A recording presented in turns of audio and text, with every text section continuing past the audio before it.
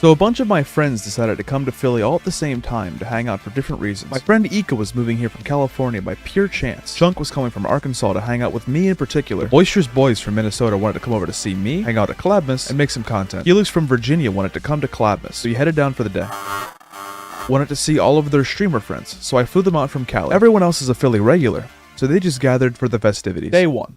December 24th. So my family is a little unorthodox when it comes to holidays, and we open up our presents today, so we can free up our Christmas to do cool shit. I mostly slept the morning away and then hung out with Chunk. We had some really nice moments together. How you gonna open that door? You know, with one. Oh shit, he actually did. We made a fire. Oh, look at Blaze, yo. Look at Blaze, yo. Yo, we got some cold boxing. Oh my god. Got totally smashed. Does it taste like alcohol? Yes. Then we tried to film some meme videos. That went well. After Chunk left to go to sleep, so my family had our Christmas, and it was awesome. I got some interesting stuff, then had a great night's sleep. Day 2. December 25th. On Christmas Day, we had planned to go shooting at the range with Chunk, and it was super fun. We got there and shot up our pistols, and the weather was gorgeous. And because it was Christmas, it wasn't crowded whatsoever. So we got to do a bit more experimental shooting. Woo!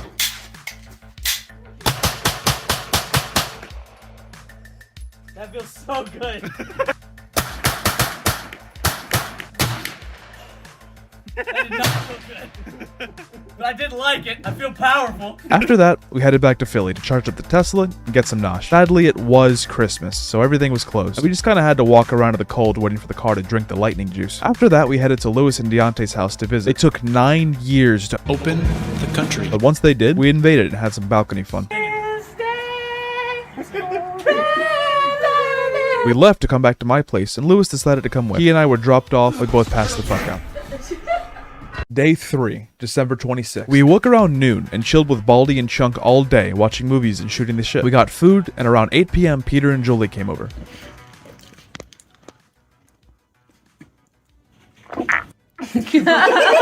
We hung out for a bit, and then tried to stay up all night so we could pick up from the airport. We were planning to pick them up early in the morning. The wind was to the plane's back, and it arrived super early. We had to make a mad dash to the airport. We got there just in time, so they were just picking up their luggage, and we headed back towards the apartment. We hung out for a bit, and then got some much-needed rest. Day 4, December 27th. After we all woke up and gathered around noon, we awaited the arrival of the world-famous streamer Sacred Phoenix. Are you recording me? No. Okay, thank you. He was originally supposed to come much later so we could hit up an escape room, but Phoenix's car also had the wind to its back, and he came about 6 hours early and had to leave soon. So we just hung out and made the most of it. We ordered food and had a laughably bad experience with a halal place. We talked and watched some memes, and a few hours later, I met the Minnesota famous Boisterous Boys. We exchanged greetings, compared heights, and shot the shit for a bit. I threatened Jacob and I said, I know where you live. And he said, so do I, dumbass. Before they had to head back to the Airbnb they rented. They had just come in from Minnesota after driving for hours and taking a plane, so they were big tired, and I knew tomorrow was an important day. Clabmas. Day 5, December 28th. This video is talking about the times we had all around Clabmas, from the 24th of December to the 3rd of January. If you want to know what happens on the day of Clabmas, other than these images I'm sharing with you now, you'll have to go over to my Clabmas 2021 video, which should already be out or will be out soon. Please be patient. It's a lot of work, I want to make sure it's just right. Now, on to the events directly following Clabmas. After the party, a bunch of people left, and the ones who stayed came with us to go bowling. First alley we went to was rather disappointing, because they needed us to have our vaccination cards, and a few of us didn't have ones on us, so we had to find another place. We traveled over to New Jersey and found a nice alley that was still masks required but didn't require a card. We got there and the bowling commenced. I personally have never been too good at bowling, but we had some goddamn semi-pros with us like Helix and Deontay, who just seemed to sink strike after strike effortlessly. After a game and a half, I couldn't hit one strike, but I tried my hardest and I had a blast. We stayed about an hour. I bought some bowling pins, and then we headed back to my place to clean up Clabmas. We cleaned and cleaned as much as we could, and after a long day filled with fun, we hung out for a while more and planned for the trip tomorrow, which was originally supposed to be shooting guns, an escape room, and a movie. Day 6, December 29th.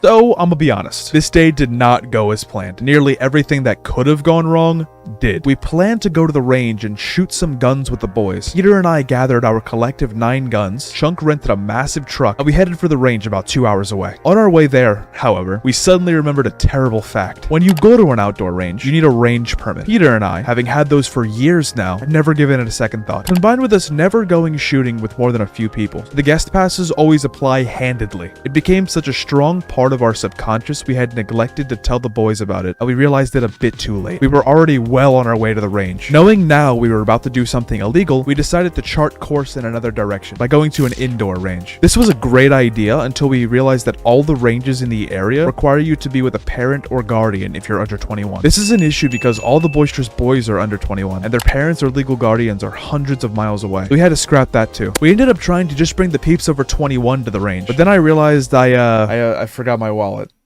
With all the chaos of the morning going on, I left it on the dresser, so we had to scrap that too. We also found out the escape rooms are all closed and a bit too far, so we had to scrap that too. This being bad enough, compounded with the fact that Chunk spent hundreds of dollars to rent a vehicle to make this even possible in the first place, made it hurt pretty bad. So we all kind of sat down and thought, and ultimately decided to drop the guns off at Peter's place, which was nearby, and head to the mall. We tried to get dinner at a few places, but the waits on all of them were ridiculous, like 2 hours plus. So we ended up just vibing at the food court and got some Five Guys. After walking around the mall for a while and checking out some sick stores, we went to go see Spider-Man No Way Home. It was amazing. We all universally enjoyed the shit out of it. However, this movie will lay an omen across the rest of the trip that none of us quite anticipated.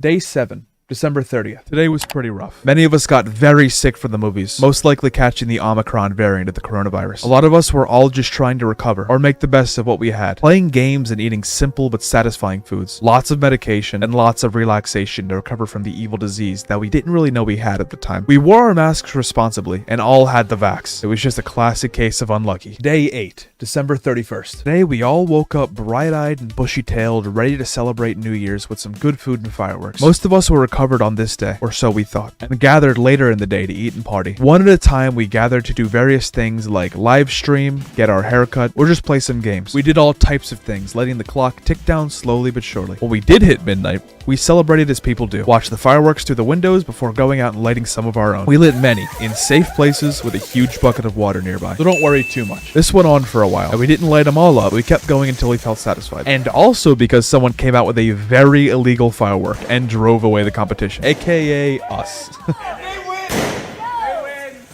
Day 9, January 1st. We had crossed over another year and entered 2022. It didn't go very well.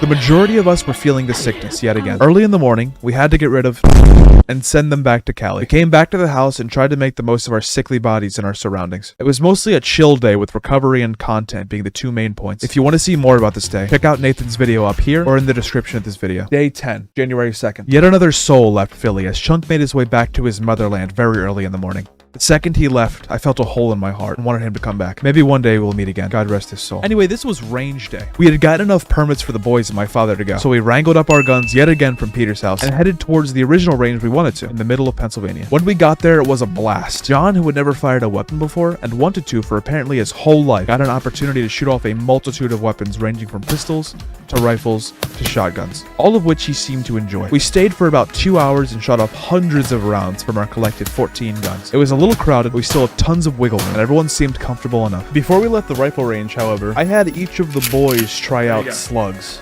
You're loaded?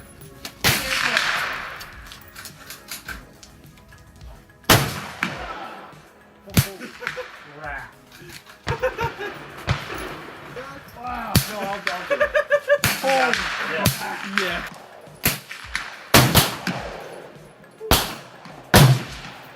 I enjoyed that. Tallahassee.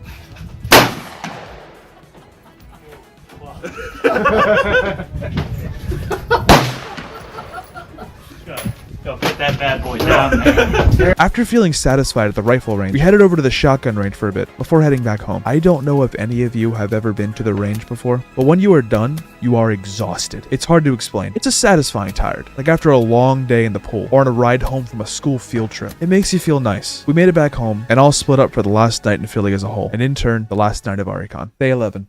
January 3rd. This was a bittersweet day. On one hand, everyone could go back to their normal, cozy lives. But on the other hand, there was a bitter sense of loneliness after everyone I loved so much had gone. I was still recouping from feeling really awful, and actually ended up going essentially into a coma for the next 2 weeks. I had the corona bad, and there was no way I could shake it without some rest. I got to say goodbye to what were just online friends but a week ago, but we're now brothers and sisters in arms, and I'll remember for the rest of my life. Thank you, Marquise, Peebs, Jacob, Julie, Peter, Louis, John, Danny, Adam, Aliana, Caleb, Nathan, Ian, Jason, Kyle, Matus, Phoenix, Deontay, Courtney, and Adri for making my holidays amazing, and I hope to see you all again. This concludes Arricon 2021.